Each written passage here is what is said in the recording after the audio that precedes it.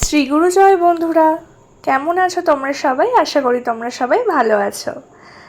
আজকে ছিল দিনটা বৃহস্পতিবার, আর আমি অনেক দিন পরে ভিডিও বানাচ্ছি তোমাদের জন্য। আসলে অনেক রকম কাজের কারণে না ভিডিও প্রতিদিন আপলোড করা হয় না, বানানো থাকলেও এডিট করতে ভীষণ সময় লেগে যায়। আর এখন আমি চলে এসেছি স্নান করে, সিঁদুর পরে নিলাম আর এখন টিপ পরে নিলাম, কারণ এখন যাব ঠাকুর ঘরে। আর আমার শাশুড়ির নির্দেশ যে ঠাকুর ঘরে যাওয়ার সময় কপাল যেন একদমই খালি না থাকে, সেই হিসেবে ভালো করে সিঁদুর পরে টিপ পরে যাচ্ছি এখন ঠাকুর ঘরে। মনি আগে থেকেই চলে গেছিল, যেহেতু বৃহস্পতিবার আমি চাইলেও পুজো দিতে ভালোভাবে গুছিয়ে দিতে পারি না, এই কারণে মনিকেই বলি তুমি গুছিয়ে ভালো করে পুজো দেবে, আমি গিয়ে একটু বসি, কারণ আমি পাঁচালিটা ভালো করে পড়ি তার জন্য। আর পাঁচালি পড়তে আমার বেশ ভালো লাগে। তারপরে একটু ছাদে রোদ দেখাচ্ছিলাম তোমাদেরকে, আর দেখো কত ভাদ্র মাসের রোদটা ভীষণ তীখর থাকে।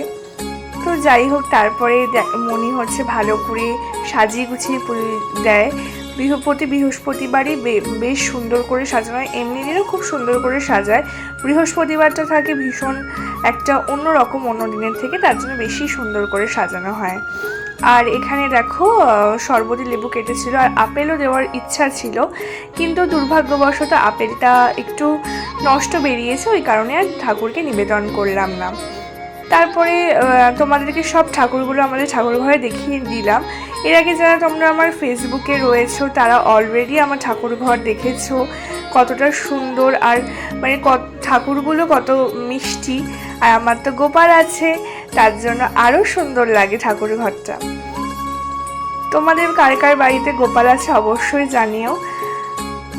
আর গোপাল থাকা মানেই তো একটা ক্ষুদে সদস্য ঠাকুর ঘরে থাকা, তার জন্য মনটা তো আলাদাভাবেই একটু ব্যাকুল হয়।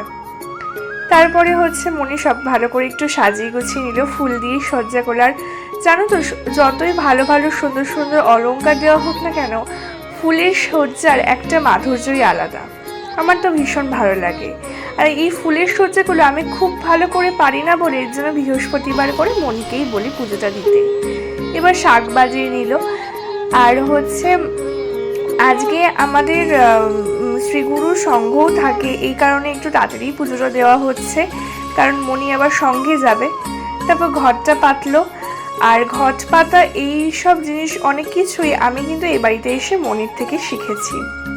তোমরা একটু আমাকে আশীর্বাদ করো যেন আমিও মনির মতো একটা সময় যেন এত সুন্দর করে পুজো দেওয়া শিখে দিতে পারি, কারণ ঠাকুর তো পুজোতেই সন্তুষ্ট। তারপরে আমি বসে পড়লাম পাঁচালি পড়তে। আর পাঁচালি পড়তে না আমার ভীষণ ভালো লাগে, কেন জানি না একটা অন্যরকম মুগ্ধতা কাজ করে আমার পাঁচালি পড়ায়।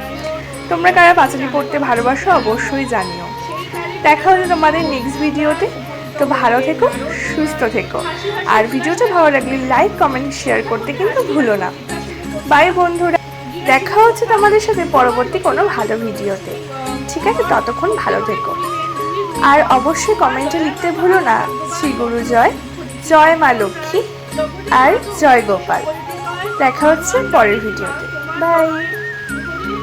যারা ফেসবুক থেকে আমার ভিডিওটা দেখছো তারা অবশ্যই কিন্তু আমার প্রোফাইলটা ফলো করে দিতে কিন্তু ভুলো না, তাহলে তোমরাও আমার বন্ধু হয়ে যাবে, আর আমি যা ভিডিও আপলোড করবো সেটা তোমার আগেই সবথেকে আগে পৌঁছাবে। আর আমার ভিডিওটা তুমি যদি ইউটিউবে দেখে থাকো অবশ্যই চ্যানেলটা সাবস্ক্রাইব করে পাশে থেকো। ধন্যবাদ বন্ধুরা।